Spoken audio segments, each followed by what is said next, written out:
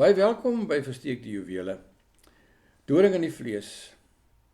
Dis seker een van die bekendste Bybeluitdrukkings in die omgangstaal. Dis soos 'n baie irriterende en selfs pynlike saak soos wanneer 'n splinter in jou vel sit en jy kan hom nie uitkry nie en hy begin ontsteek. Bybellesers het al baie gewonder wat sou hierdie doring in die vlees vir Paulus wees. En Bybelkenners het al oplossings probeer aanbied. Een so moontlikheid is dat Paulus swakziende was of dalk versiende so dat ander mense sy briewe vir hom moes neerskryf. 'n Ander moontlikheid is dat dit dui op 'n siektetoestand soos hy ook in sy briewe meld. 'n Ander moontlikheid weer is dat dit dui op al die vervolgings wat Paulus moes deurmaak en miskien versoekings waarmee hy geworstel het. Tog lê die betekenis van hierdie doring in die vlees waarskynlik elders.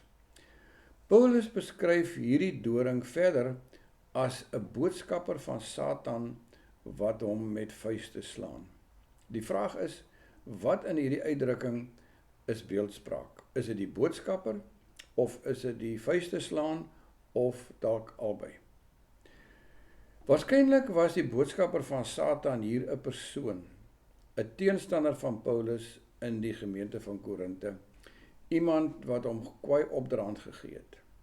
Die vuisslaan is dalk nie letterlik bedoel nie, maar beteken waarskynlik dat Paulus geweldig pyn en vernedering ervaar het in die situasie. Paulus het God gevra by meer as een geleentheid om die doring te verwyder. Maar God se antwoord was dat sy genade genoeg was om Paulus deur die situasie te dra. En wat is groter as God se genade? Dat ons verlos word en dat hy ons dra. Ek en jy het waarskynlik ook al met sulke situasies te doen gehad.